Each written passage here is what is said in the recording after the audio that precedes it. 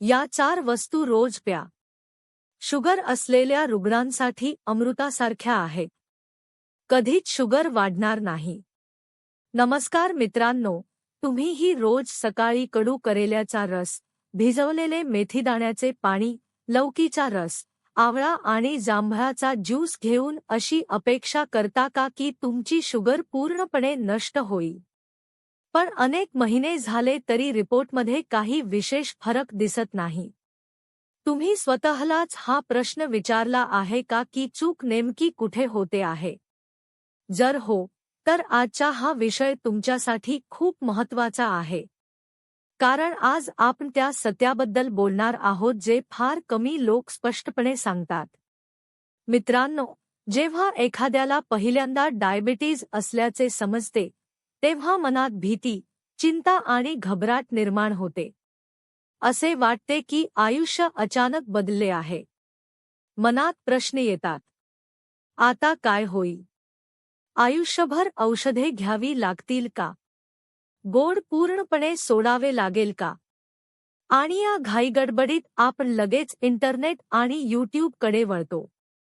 तिथे आपल्याला शेकडो नव्हे तर हजारो व्हिडिओ दिसतात जे सांगतात की फक्त हा ज्यूस प्या किंवा हा उपाय करा आणि तुमची शुगर पूर्णपणे बरी होईल. खरं सांगायचं तर बहुतेक लोक हेच करतात.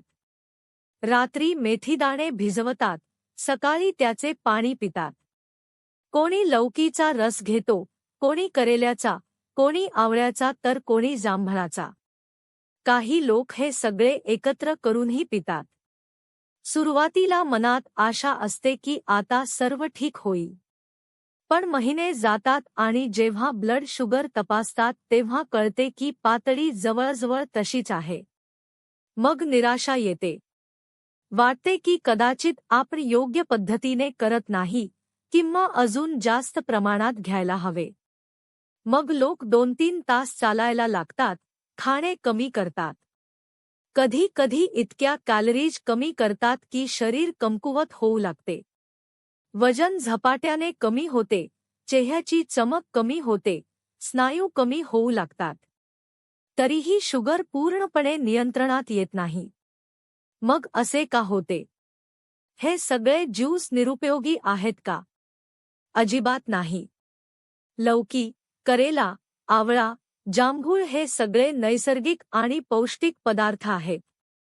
त्यात अँटीऑक्सिडंट्स आणि फायबर असते आणि काही प्रमाणात ब्लड शुगर नियंत्रित ठेवण्यास मदतही करतात.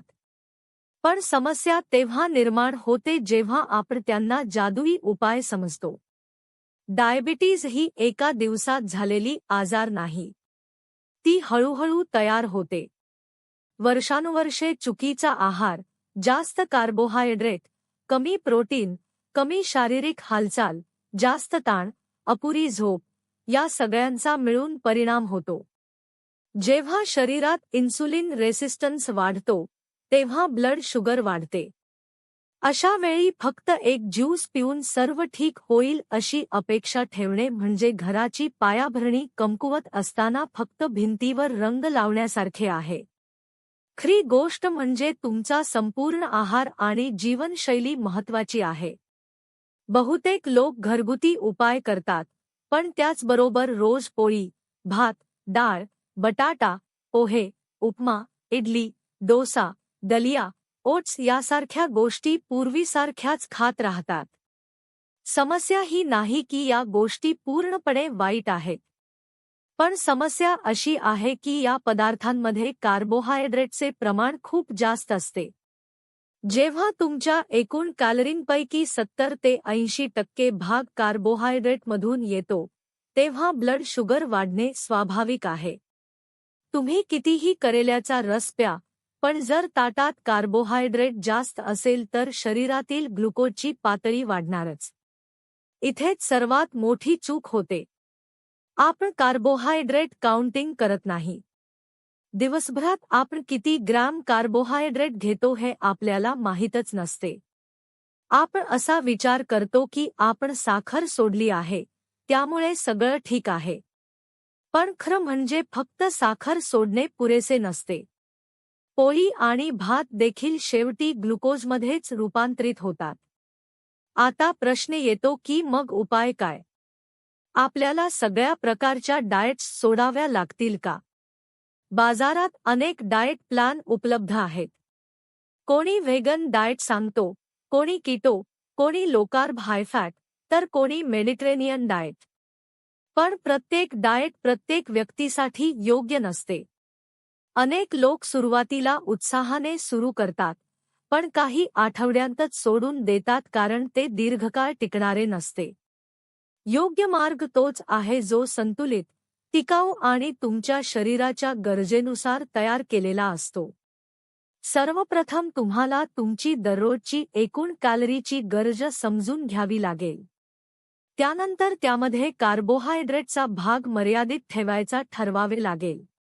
साधारणपणे 25 ते 26% किंवा त्यापेक्षा कमी. याचा अर्थ तुम्ही पूर्णपणे कार्ब्स बंद करत नाही, पण त्यांना नियंत्रणात ठेवता. यासोबतच सर्वात महत्त्वाचा घटक म्हणजे प्रोटीन. भारतीय आहारात बहुतेक वेळा प्रोटीनची कमतरता असते. अनेक लोक त्यांच्या शरीराच्या वजनाच्या प्रति किलोग्राममागे साधारण 1 ग्रॅम प्रोटीन घेतात किंवा त्याहूनही कमी. पण मेटाबॉलिक हेल्थ सुधारण्यासाठी आणि इन्सुलिन रेसिस्टन्स कमी करण्यासाठी काही लोकांना प्रति किलोग्राम 1.5 ते 2 ग्रॅमपर्यंत प्रोटीनची गरज भासू शकते. हे व्यक्तीच्या परिस्थितीवर अवलंबून असते. जेव्हा तुम्ही पुरेसे प्रोटीन घेता, तेव्हा वारंवार भूक लागत नाही. ब्लड शुगरमध्ये अचानक वाढ कमी होते. स्नायू सुरक्षित राहतात आणि वजन आरोग्यदायी पद्धतीने नियंत्रणात राहते. प्रोटीनचे चांगले स्रोत म्हणजे अंडी, मासे, चिकन आणि मटण. शाकाहारी लोकांसाठी सोयाबीन, टोफू आणि पनीर हे चांगले पर्याय आहेत. यानंतर येते हेल्दी फॅटचे महत्त्व. अनेक लोक फॅटपासून घाबरतात, पण योग्य प्रकारचे फॅट शरीरासाठी आवश्यक असते. तूप, लोणी, चीज, नट्स आणि बिया हे सर्व संतुलित प्रमाणात घेतल्यास शरीराला ऊर्जा देतात आणि पोट भरल्यासारखे वाटते. विशेषतः नट्स आणि बिया नैसर्गिक स्वरूपात खूप चांगले पर्याय आहेत. जेव्हा तुम्ही कार्बोहायड्रेट मर्यादित ठेवता, पुरेसे प्रोटीन घेता आणि हेल्दी फॅट आहारात समाविष्ट करता, तेव्हा शरीर हळूहळू इन्सुलिनसाठी अधिक संवेदनशील होऊ लागते. इथूनच खरा बदल सुरू होतो. पण लक्षात ठेवा, हे सगळं एका दिवसात होणार नाही. डायबिटीज विकसित होण्यासाठी वर्षे लागली आहेत. म्हणूनच सुधारासाठीही वेळ लागतो. संयम, सातत्य आणि योग्य दिशा या 3 गोष्टी अत्यावश्यक आहेत. अनेक लोक एक चूक करतात, ती म्हणजे खूप जास्त चालणे सुरू करतात. 2-2, 3-3 तास चालतात. पण शरीराला अति व्यायामाची नाही तर संतुलित व्यायामाची गरज असते. अतिरिक्त कॅलरी डेफिसिटमुळे स्नायू कमी होतात, ज्यामुळे मेटाबॉलिझम मंदावू शकतो. त्यामुळे संतुलित चालणे, हलकी स्ट्रेंथ ट्रेनिंग आणि पुरेशी विश्रांती यांचा समावेश करणे अधिक योग्य आहे. ताण, स्ट्रेस हाही एक मोठा घटक आहे. जेव्हा तुम्ही सतत चिंता करता की शुगर का कमी होत नाही, तेव्हा कॉर्टिसोल हार्मोन वाढतो, जो ब्लड शुगरवर परिणाम करतो. त्यामुळे मानसिक शांतता, ध्यान, खोल श्वास घेणे आणि पुरेशी झोप या गोष्टी योग्य आहाराइतक्याच महत्त्वाच्या आहेत. तर निष्कर्ष काय? निष्कर्ष असा की लौकी, करेला, आवळा किंवा जांभुळाचा रस चुकीचा नाही. पण फक्त त्यांच्यावर अवलंबून राहणे चुकीचे आहे. त्यांना पूरक, सपोर्टिव्ह भूमिका द्या. मुख्य भूमिका तुमच्या संपूर्ण आहार आणि जीवनशैलीची असली पाहिजे. जर तुम्हाला खरोखर तुमची शुगर नियंत्रणात आणायची असेल किंवा डॉक्टरांच्या मार्गदर्शनाखाली सुधार करायचा असेल, तर सर्वात आधी तुमच्या ताटाकडे लक्ष द्या. त्यात कार्बोहायड्रेट किती आहे? प्रोटीन किती आहे? फॅट कसे आहे? आणि तुम्ही रोज हेच शिस्तीत पाळता का? आज गरज आहे जागरूकतेची. गरज आहे त्या गैरसमजाला तोडण्याची की एक जादुई उपाय सगळं ठीक करू शकतो. खरा बदल तेव्हाच होतो जेव्हा तुम्ही तुमच्या सवयी बदलता. जर तुम्हीही कधी फक्त ज्यूस आणि घरगुती उपायांवर विश्वास ठेवला असेल आणि तरीही शुगर नियंत्रणात आली नसेल, तर त्याला अपयश समजू नका. ती एक शिकवण समजा. प्रत्येक चूक आपल्याला योग्य दिशेकडे नेऊ शकते, जर आपण त्यातून शिकलो तर. मित्रांनो, आरोग्य कोणत्याही शॉर्टकटने मिळत नाही. ही एक प्रवास आहे. या प्रवासात योग्य ज्ञान हा तुमचा सर्वात मोठा साथी आहे. म्हणून स्वतःला शिक्षित करा, समजून निर्णय घ्या आणि आपल्या शरीराच्या गरजा ओळखा. आशा आहे की आजची ही माहिती तुमच्यासाठी डोळे उघडणारी ठरेल. जर तुम्हाला ही माहिती उपयुक्त वाटली असेल, तर ती आपल्या कुटुंबीय आणि मित्रांसोबत जरूर शेअर करा. आपण पुन्हा भेटू आणखी एका ज्ञानवर्धक माहितीबरोबर. तोपर्यंत आपल्या आरोग्याची काळजी घ्या, संतुलित आहार घ्या, सक्रिय रहा आणि सकारात्मक विचार ठेवा. धन्यवाद.